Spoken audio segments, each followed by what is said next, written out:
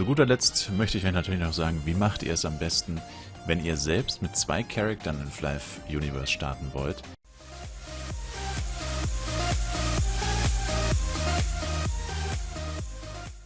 Jo und herzlich willkommen zurück zu einem neuen Flive Universe Video. Heute geht es endlich um das berühmt-berüchtigte Partysystem und obwohl ich jetzt gerade in keiner Party bin, geht es heute trotzdem um das Partysystem von Flive Universe. Es gibt nämlich doch einige Sachen, die anders sind als in Flive PC, das heißt, wer jetzt schon lange nicht mehr Flive gespielt hat oder vielleicht zuletzt Flive PC, dem wird halt früher oder später auffallen, dass die Leute das hier in Flive Universe doch ein bisschen anders handhaben und warum sie das tun, ist einfach, weil das System tatsächlich anders ist. Und mit Patch 1.0.3 wurde ja vor allem nochmal einiges am Partysystem geändert und vor allem deswegen haben wir es uns heute im Stream zur Aufgabe gemacht, das nochmal ein bisschen genauer unter die Lupe zu nehmen und das haben wir auch gemacht und wer die ausführliche Version dieses Videos haben möchte, weil ich werde das jetzt nur kurz und nicht so ausführlich zusammenfassen, damit es auch verständlich ist für jeden, weil nicht jeder hat jetzt Bock, sich eine stundenlange Analyse anzugucken. Aber wer halt die Tests hautnah miterleben will, dem empfehle ich einfach die Streamaufzeichnung von heute anzugucken. Die werde ich auch in den Kommentaren nochmal verlinken, also wer das Video später sieht. Und vorausgesetzt, es haben bis dahin keine weiteren Party-Anpassungen mehr stattgefunden, der kann sich das dann im Nachhinein reinziehen, wie wir auf diese Ergebnisse gekommen sind. Es ist jetzt nicht sehr viel Neues oder sehr viel Weltbewegendes, aber es sind halt einfach ein paar interessante Sachen, die bestimmt den einen oder anderen interessieren dürften. Und ja, ich würde sagen, let's go. Gut, zuallererst gucken wir uns mal den Leveler an. Also grundsätzlich ist es ja in den meisten Party-Konstellationen so, vor allem aus der Zeit von Flive PC ist man das ja so gewohnt, dass es einen klassischen Leveler gibt und einen klassischen Leecher. Das heißt, einer läuft rum und tötet die Monster und der andere läuft ihm entweder inaktiv hinterher, oder es ist ein aktiver Supporter, also er heilt, bufft, vielleicht tankt er sogar, aber auf jeden Fall gibt es irgendeine Form von ja, Zusammenspiel und man ergänzt sich einfach ein bisschen und wurde dadurch eigentlich schon immer mit mehr XP-Punkten belohnt und eben wie schon gesagt, also es gibt dann noch Party-Skills und solche Sachen, von denen man auch noch profitiert, aber heute geht es natürlich hauptsächlich um die XP. Und jetzt geht es quasi darum, was will der Leveler? Also zuerst mal, der Leveler will, wenn er die meiste XP haben will, dass die Party-Verteilung, also man kann in den Party-Einstellungen auf Einstellungen gehen und dann hier die XP-Aufteilung auf 2 verschiedene Stufen stellen. Die eine Stufe ist Level und die andere Stufe ist Schaden. Auf Englisch heißt es dann Contribution. Schaden ist auch relativ, weil in Flive Universe, wie man gleich sehen wird, ist es nicht nur Schaden machen, sondern auch noch einige andere Aspekte, die hier die Verteilung beeinflussen bei dieser Option. Deswegen ist die, also ich denke, die Übersetzung wird zeitnah angepasst werden, XP-Aufteilung auf vielleicht Aktivität oder irgendwie sowas, weil Schaden ergibt legit keinen Sinn, weil es ist nämlich nicht mehr nur noch Schaden. Und der Leveler möchte nämlich, dass die Party auf Schaden gestellt wird, denn dann gibt er in den von uns getesteten Konstellationen zumindest, aber es dürfte wohl auf die meisten, wenn nicht alle Konstellationen zutreffen, die meiste XP. Also der Typ, der die Monster tatsächlich tötet mit Damage, der möchte, dass die Party auf Schaden gestellt ist, weil er selbst dann mehr XP bekommt. Was er außerdem will, ist, dass sein Leecher, also der Typ, der ihm hinterherläuft, oder bei mehreren theoretisch auch die Typen, die ihm hinterherlaufen, oder die Charakter, die ihm hinterherlaufen, von denen möchte er, dass sie inaktiv sind, also nicht aktiv sind. Warum will er das? Weil er dann die XP nicht teilt, weil wie vorhin schon gesagt, die Partyverteilung ist quasi, also umgangssprachlich, oder ich würde jetzt sagen Aktivität, also nicht Schaden, aber wir sagen jetzt einfach Schaden, oder wir sagen es auf Englisch Contribution. Die Partyaufteilung ist auf Contribution und das heißt, jeder, der irgendwie beim Monster-Killen hilft, das heißt tankt, also aktiv Schaden nimmt, Schaden austeilt, also aktiv Schaden austeilt, oder genommenen Schaden heilt, und dabei ist wichtig, nicht überheilt, aber dazu kommen wir gleich noch, und debufft. Also sich irgendwie am Monster-Killen quasi beteiligt, wie schon gesagt. Buffen zählt übrigens nicht, nur debuffen und, wie gesagt, richtigen Schaden heilen. Die nehmen aktiv an der Contribution teil.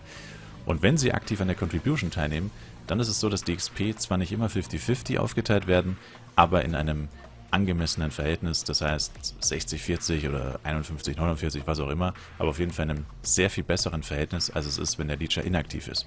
Das heißt, der Leecher kriegt dann mehr und der Leveler kriegt weniger. Das heißt, der Leveler will natürlich nicht, dass seine Leecher oder seine Partymitglieder oder was auch immer sich an seinen Mobs, die er tötet, beteiligen, weil dann kriegt er weniger XP, weil er dann die XP mit denen, die sich auch daran beteiligt haben, an den Monster-Kills, teilen muss. Und das will er natürlich nicht, wenn er die meiste XP haben will aus seiner Sicht. Dann haben wir als nächstes den Leecher. Was möchte der Leecher?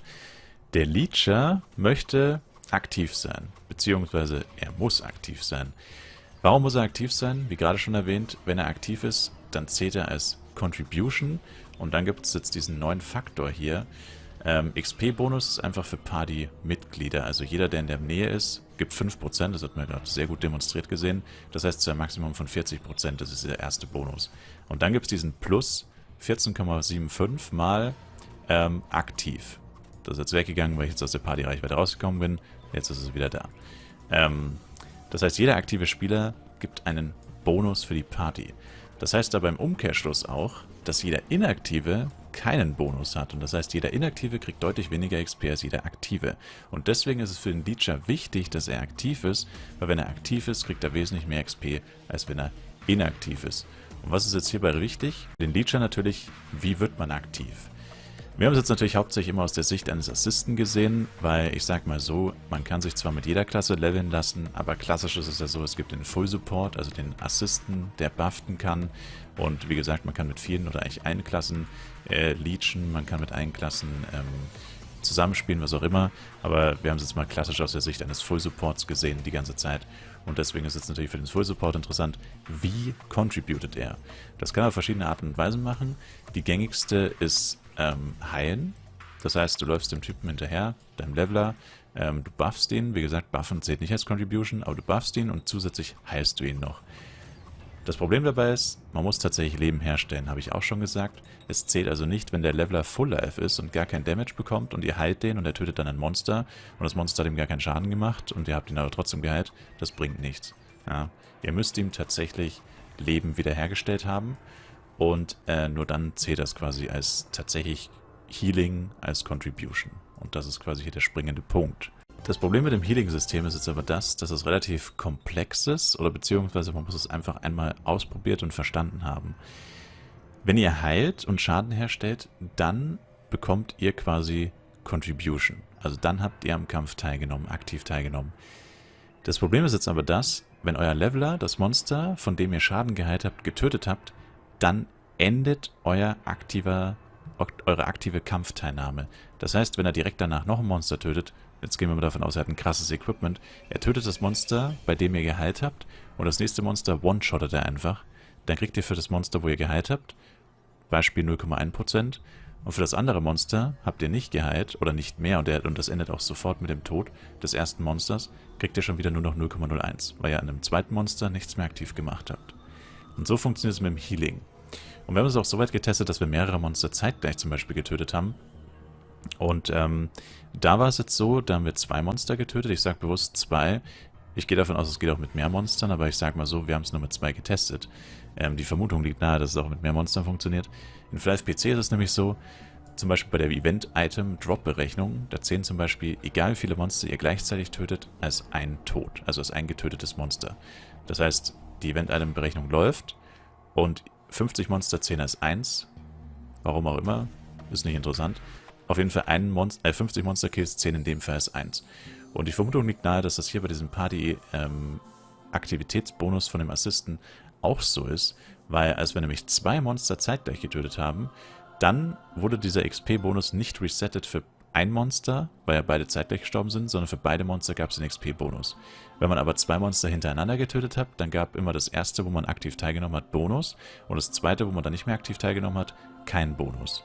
Das heißt, wenn man sie zeitgleich tötet, kriegt man für beide den Bonus, wenn man sie nicht zeitgleich tötet, dann nicht. Dann nur für das, wo man auch tatsächlich geheilt hat. Und ja, wie gesagt, das ist jetzt eigentlich nicht so kompliziert, aber wenn ihr heilt, müsst ihr halt einfach darauf achten. Wenn euer Leveler gegen ein Monster kämpft, dann müsst ihr von diesem Monster, gegen das er genau in diesem Moment kämpft, Schaden wiederherstellen mit Heilung, sonst kriegt ihr nur die verringerte XP-Rate und die ist ganz schön krass verringert worden. Also das ist wirklich relativ wichtig, dass man wirklich bei jedem Monster aktiv geheilt hat oder in einem anderen Weg aktiv contributed hat. Das heißt quasi, man muss nicht heilen, man könnte zum Beispiel auch Moonbeam benutzen und Schaden machen an dem Monster oder später kann man auch HC benutzen, Holy Cross, den Ringmaster Skill, das zählt auch als Contribution oder halt einfach draufhauen, einfach mitkämpfen theoretisch. Muss man oder sollte man natürlich mit dem Leveler absprechen, dass man das macht. Nicht, dass der sich wundert, was geht denn jetzt ab. Und ihm halt einfach erklären, okay, nur mit Healing wird schwierig, weil wenn du keinen Schaden bekommst, dann kann ich keine HP wiederherstellen. Wenn ich keine HP wiederherstelle, dann nehme ich nicht aktiv am Kampfgeschehen teil und das heißt, du kriegst die gesamte XP und ich als armer Leecher gehe komplett leer aus, weil ich kann nicht am Kampfgeschehen teilnehmen, nur durch Healing, wenn du keinen Schaden bekommst. Dem Leecher ist die Partyverteilung übrigens auch nicht egal. Es ist so, wenn er inaktiv ist, also quasi aktiv nicht am Kampfgeschehen teilnimmt, dann würde er es bevorzugen, als Leecher, aus Leecher-Sicht, was ist das Beste für einen Leecher, dass die Party auf Level gestellt ist, weil dann kriegt er nämlich verhältnismäßig viel XP, vor allem wenn der Abstand zum Leveler relativ hoch ist. Also in unserem Test waren es jetzt Charakter auf Level 60 bis 66 oder 61 bis 66. Und die haben relativ viel Erfahrung bekommen und auf jeden Fall mehr Erfahrung als ich. Das heißt, wenn die AFK sind, wenn die eh nichts machen aktiv, dann ist es denen relativ wurscht, ob du jetzt die Party auf Level gestellt hast und dann weniger bekommst, weil sie bekommen dann mehr, also sie profitieren davon. Genau. Und was aber das Interessante ist, wenn sie aktiv sind, dann ist es relativ das gleiche Ergebnis, wie wenn die Party auf Schaden gestellt ist. Das heißt, wenn sie aktiv sind, dann kommt ungefähr das gleiche raus wie Party auf Schaden. Das heißt, da ist ihnen die Partyverteilung dann tatsächlich egal. Da profitiert man dann insgesamt einfach mehr davon, wenn die Party auf Schaden gestellt ist.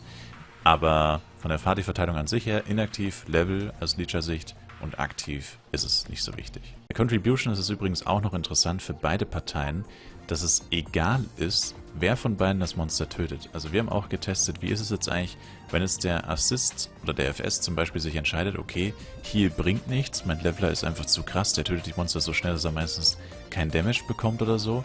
Oder generell vielleicht einfach eine Klasse spielt, die kein oder wenig Damage bekommt, Fernkämpfer zum Beispiel. Einfach aus der Gegebenheit heraus, routet die Monster oder was weiß ich was, oder wie gesagt, tötet sie einfach zu schnell. Und er nimmt dann zum Beispiel an der Contribution teil über Moonbeam oder später vielleicht über Merkaba. Wer das Monster tötet, ist egal. Die Verteilung bei Party of Contribution ist gleich. Das heißt, die XP ist gleich, wenn der Leecher das Monster tötet und die XP ist gleich, wenn der Leveler das Monster tötet. Die Verteilung ist genauso wie wenn der Leveler das Monster einfach tötet. Und zu guter Letzt ist es natürlich noch interessant, was ist jetzt die krasseste Party-XP-Einstellung, wenn man jetzt nur einen Charakter hat, also für sich einen Charakter und man möchte einfach wissen, welche Party-Konstellation ist für mich die beste. Habe ich ja schon genannt, aus Leveler-Sicht, theoretisch ein inaktiver Leecher ist schon mal sehr attraktiv, der einfach nur hinterherläuft und bufft am besten, da hat man den Buff-Bonus, gibt aber keine XP an den Leecher weiter, das heißt der Leecher kriegt ganz wenig, wird klein gehalten und der Leveler frisst alles in sich rein. Das heißt, für den Leveler wäre es theoretisch so, also das ist das in der Praxis wahrscheinlich am häufigsten anzutreffende oder das, was wahrscheinlich tatsächlich passieren wird die meiste Zeit. Und zwar, du hast deinen Leecher, sagen wir jetzt mal, du bist Level 60 und der Leecher ist 45, ihr levelt mit Party auf Schaden, auf Contribution, du bist irgendwann 65 und dein Leecher ist gerade mal, oder du bist 70 und der Leecher ist gerade mal Level 49 gekommen oder 50 oder was auch immer und du bist quasi zu hoch für ihn, du hast ihn outlevelt. Dann suchst du den nächsten Leecher, der wieder so, ja, möglichst weit unter dir ist, vielleicht so 15 Level, outlevelst ihn wieder, weil du mehr XP bekommst und suchst dir immer wieder einen neuen quasi, einen neuen Deppen sozusagen. Das wäre jetzt aus Leveler-Sicht aktuell wohl das Sinnvollste tatsächlich. Aus Leecher-Sicht natürlich nicht. Aber es geht jetzt ja wieder um den Leveler, um die beste XP für euren Main-Character, wenn ihr selbst nur einen zum Beispiel spielt. Was wir dann aber getestet haben, ist, wie sieht es jetzt aber aus, wenn man jetzt zum Beispiel eine Party hat mit sehr vielen aktiven Levelern. Also wenn quasi nicht ein Monster stirbt, sondern 6 Monster in der gleichen Zeit und alle gleichzeitig XP bekommen. Leider konnten wir diesen Test nur mit Vagranten machen, deswegen weiß ich nicht, wie aussagekräftig der ist. Ich sage es auch bewusst dazu, es war nur mit Vagranten. Das heißt, es könnte sein, dass das eventuell abweicht später.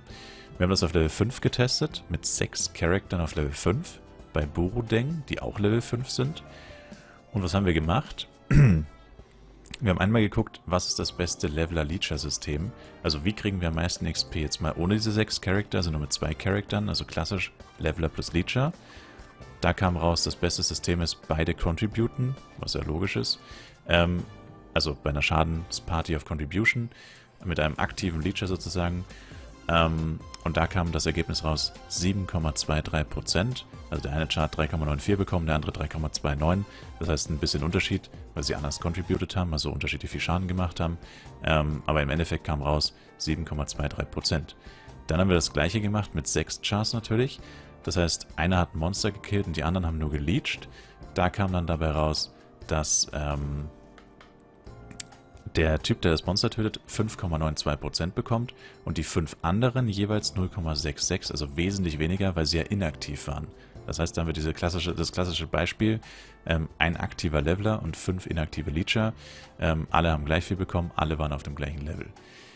Und was wir dann natürlich quasi geschaut haben ist, okay, aber wenn jetzt 6 Leute aktiv in der Party leveln, dann sterben ja auch 6 Monster in der gleichen Zeit, wo vorher nur 1 getötet wurde mit Leecher und Leveler. Also da, wo die 7,23 rauskamen, töten jetzt 6 Leute ein Monster und nicht nur einer.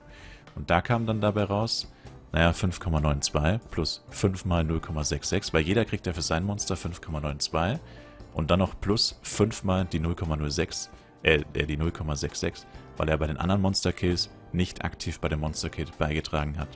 Und dann kamen wir natürlich auf das Ergebnis 9,22, wie gesagt 5,92 plus 5 mal 0,66 ergibt 9,22 und das heißt, es ist in dem Beispiel zumindest deutlich besser gewesen, mit mehreren aktiven Leuten zu leveln, als das klassische Leecher-Leveler-System. Und zu guter Letzt möchte ich euch natürlich noch sagen, wie macht ihr es am besten, wenn ihr selbst mit 2 Charaktern in Flive Universe starten wollt. Wie macht ihr es am klügsten, dass ihr beide Charakter leveln könnt? Weil wir haben uns ja gelernt, wenn ihr euch nur inaktiv hinterherlauft, dann kriegt der Leveler fast die gesamte XP beim inaktiven Leecher. Und das heißt, ihr outlevelt den irgendwann. Also wenn theoretisch Idealfall, beide sind zeitgleich Level 15, ihr habt die Chop Change, die erste hinter euch, ihr habt den FS und die andere Klasse, die ihr haben wollt und fangt das Leveln an. Dann werdet ihr schnell feststellen, okay, der eine Char kriegt ja viel mehr, weil er die ganze Zeit contributed und der andere ist AFK, inaktiv, whatever. Also nicht AFK, ihr seid es ja selber, aber er contributed nicht und kriegt dementsprechend fast keine XP im Verhältnis zum anderen Charakter. Ja, und was müsst ihr dann natürlich machen? Haben wir ja schon gelernt. Der Leecher muss aktiv am Kampfgeschehen teilnehmen. Also er muss contributen, um seine XP-Werte zu erhöhen. Und das heißt, ihr müsst euch healen. Ihr müsst irgendwie ein Setup einrichten. Ich meine, man kann ja Flive Universe auch am Handy öffnen. Ihr könnt das entweder am Handy machen oder am zweiten Monitor oder auf einem Monitor und 2 Fenster einfach nebeneinander. Also zum Beispiel ein Browserfenster und das Browserfenster von einem anderen Browser. Ich habe mir sagen lassen, die Edge-App kann man auch zweimal öffnen und lauter solche Sachen. Also wie ihr es macht, ist im Endeffekt egal. Weil ihr müsst einfach 2 Charakter zugänglich haben. Und beim zweiten Charakter ist im Endeffekt nur wichtig, dass ihr halt auf ihn aufpasst, dass er nicht stirbt durch Agros und so und euch halt wirklich hinterherläuft und euch aktiv heilt. Das heißt, jedes Mal, wenn ihr Schaden bekommt, einfach kurz rüber switchen und heilen. Ob das Heilen jetzt tatsächlich was bringt oder nicht, ist in dem Fall tatsächlich relativ irrelevant. Hauptsache, ihr heilt euch halt, um die aktiven Contribution XP zu kriegen auf dem anderen Char. Und das würde ich meiner persönlichen Meinung nach einfach bis Level 60 durchziehen. Dann habt ihr einen Ringmaster. Und das reicht erstmal. Warum reicht das erstmal? Erstens mal kann der Ringmaster ja auch solo leveln mit Merkaba und Moonbeam. Also Moonbeam kann natürlich auch schon früher einsetzen. Aber mit Merkaba hat er dann auf jeden Fall auch einen AOE-Skill und AOE ist ja grundsätzlich ziemlich nice. Und dann habt ihr einfach einen Support, einen Ringmaster. Level 60 ist auch relativ hoch, weil auf Level 60 kann er bis 79 leechen. Also bis euer Main-Character 79 ist. Das dauert sowieso ein bisschen. 79 ist jetzt nicht so ultra leicht zu erreichen. Oder man erreicht es nicht so ultra schnell, sag ich mal. Und dann ist man erstmal gut dabei und hat halt einen Support, der ihn tatsächlich richtig gut buffen kann. Weil durch den Job-Change als Ringmaster kriegt man noch zusätzlich sehr viele Skillpunkte. Das heißt, spätestens dann sollte man alle Buffs max haben, die man selbst braucht. Im besten Fall natürlich auch noch ein paar Skillpunkte für die AM-Skills und so übrig haben. Und dann kann man halt loslegen mit seinem Support. Und ob man den dann weiterlevelt oder nicht, aktiv, inaktiv, wie auch immer, das muss dann jeder selbst entscheiden, aber bis Level 60 sollte man so auf jeden Fall ganz gut durchkommen. Die andere Alternative natürlich, und das ist vor allem Trick 17, wenn ihr eurem Chart doch davon levelt, weil ihr vielleicht keinen Bock hattet zu healen oder aus irgendwelchen anderen Gründen seid ihr plötzlich viel höher, zum Beispiel Quests, als euer Leecher, auf dem ihr die Quest vielleicht nicht gemacht habt oder auf dem ihr irgendwas nicht gemacht habt oder auf dem, keine Ahnung, einfach weniger XP gelandet sind. Die genauen Gründe dafür sind jetzt mal irrelevant. Wenn das jemals passieren sollte, haben wir auch schon gelernt vorher, der Leecher, vor allem wenn er inaktiv ist, aber in dem Fall kann er natürlich auch gerne aktiv sein, möchte die Party auf Level haben. Das heißt, die Notbremse, die ihr ziehen könnt, wenn ihr euch doch mal davon gelevelt seid, Party-Einstellung auf Level, wird natürlich kaum jemand anderes begrüßen, der in eurer Party ist, vor allem die Leveler in eurer Party. Die werden das natürlich überhaupt nicht gerne sehen. Das heißt, das funktioniert wahrscheinlich nicht wirklich, wenn ihr mit anderen Leuten Partys macht. Also in dem Fall die Notbremse müsst ihr wahrscheinlich alleine ziehen und dann ein bisschen Solo spielen. Wenn der Leecher vielleicht ein paar Level gemacht hat, könnt ihr wieder zurück switchen. Aber ja, das ist im Endeffekt die Notlösung, die man immer ziehen kann. Also das wäre noch so ein kleiner Trick, falls euch das jemals passieren sollte. Oder natürlich, wenn ihr einfach mal gechillt irgendwo seid oder am Handy, wobei am Handy habt ihr wahrscheinlich keine 2 Chars, aber ja, kann man natürlich auch so mal machen, wenn man einfach will, dass der Leech ein bisschen mehr XP bekommt und man gerade vielleicht aktiv eh keinen Bock hat, irgendwie viel zu machen oder halt mit 2 Accounts rumzujonglieren. Genau. Aber ja, das waren im Endeffekt so die Sachen, die wir heute herausgefunden haben. Also es müsste ziemlich ausführlich sein. Ich denke, da sind die meisten Konstellationen drin, die man sich so, oder zumindest die gängigsten, die man sich so fragen könnte. Das war auch eine Menge Arbeit. Also ich bedanke mich nochmal sehr herzlich bei Bakani, Terranord und Atom, die da hauptsächlich mitgewirkt haben, aber natürlich auch an alle anderen. Also wir haben es auch in ein paar anderen Streams getestet. Also an alle, die da mitgewirkt haben, wirklich danke, weil alleine hätte ich das alles gar nicht testen können. Und ich hoffe, die Ergebnisse stimmen so mit den Beobachtungen, die ihr gemacht habt, auch mit überein. Und grundsätzlich einfach, dass sich das vielleicht auch nicht so schnell wieder ändert, weil das wäre natürlich echt schade, wenn sich das jetzt aller Pieps lang ändert, weil man sich dann halt auch immer wieder angucken muss, ja, wie kriege ich denn jetzt in meiner geraden Position, also ich als Leveler oder ich als Leecher oder ich als Gruppe oder was auch immer, was ist gerade die beste Einstellung. Das immer wieder zu überprüfen und nachzugucken, ist natürlich relativ ätzend. Das heißt, es wäre schon cool, wenn wir mal an einem Punkt sind, wo das vielleicht dann einfach mal fest ist und vielleicht gar nie wieder oder auf jeden Fall eine lange Zeit vielleicht nicht mehr verändert wird. Aber das müsste jetzt nach dem letzten Patch ja hoffentlich der Fall sein und jo, deswegen hoffe ich, hilft euch dieses Video in dem Fall weiter. Ich werde außerdem nochmal einen aktiven Level-Guide machen, wo ich wahrscheinlich auch verschiedene Konstellationen beschreiben werde, aber jetzt schon mal für die Leute, weil die Frage auch immer wieder kommt, was würde ich euch empfehlen, wenn ihr jetzt auf Global anfangt? Also wenn ihr alleine seid, habe ich es ja eh schon gesagt, sucht euch eine Party, wo so viele Leveler drin sind wie möglich. Die Leecher sind euch in dem Fall eigentlich relativ egal, also es sollte halt einer dabei sein, der euch vielleicht buffen kann oder so, wenn ihr selbst kein Assist seid. Aber im Endeffekt ist euch das relativ egal, ihr wollt eine Party, wo so viele Monster getötet werden, wie nur irgendwie möglich, die auf Schaden gestellt ist natürlich. Und wenn ihr selbst einen Char mit hochzieht, dann wollt ihr eigentlich genau das gleiche, nur dass halt euer Char hinterherläuft und ihr mit eurem Char eure Mob-XP teilt. Und dann zusätzlich aber trotzdem von den Mob-XPs als inaktive zählt bei den anderen Leuten, die bei euch in der Party Monster töten. Also so oder so möchte man einfach eine volle, aktive Party, wo die Leute tatsächlich so viele Monster wie nur irgendwie möglich töten. Und das Einzige, worauf man dann eigentlich noch achten muss, ist natürlich, dass keiner zu hoch ist in der Party. Also es sollte natürlich nicht passieren, dass ihr irgendwie mal in einer Party seid, wo, sagen wir jetzt einfach mal das Beispiel, seid bei Driller und da läuft einer rum, der 66 ist. Oder 2. Die sollten natürlich nicht in eurer Party sein. Also die Level der Partymitglieder sollten schon angepasst sein. Die einzigen, die ein bisschen niedriger sein dürfen, sind die DFS und so. Die haben sowieso nur von den eigenen Charaktern die XP ziehen. Oder zumindest die aktive XP. Da ist es dann nicht so wichtig. Aber bei den aktiven Levelern, die sollten schon im Level relativ nahe beieinander sein. Sonst macht das Ganze weniger Sinn. Und das war's im Endeffekt. Ich hoffe, ihr konntet aus dem Video was mitnehmen. Es war wie gesagt echt eine Menge Arbeit, also danke nochmal an alle. Und grundsätzlich danke ich euch natürlich allen fürs Zuschauen. Ich hoffe, ihr konntet was aus dem Video mitnehmen. Und wir sehen uns im nächsten Fly Universe Video wieder. Bis dahin, macht's gut, haut's rein. Ciao, ciao.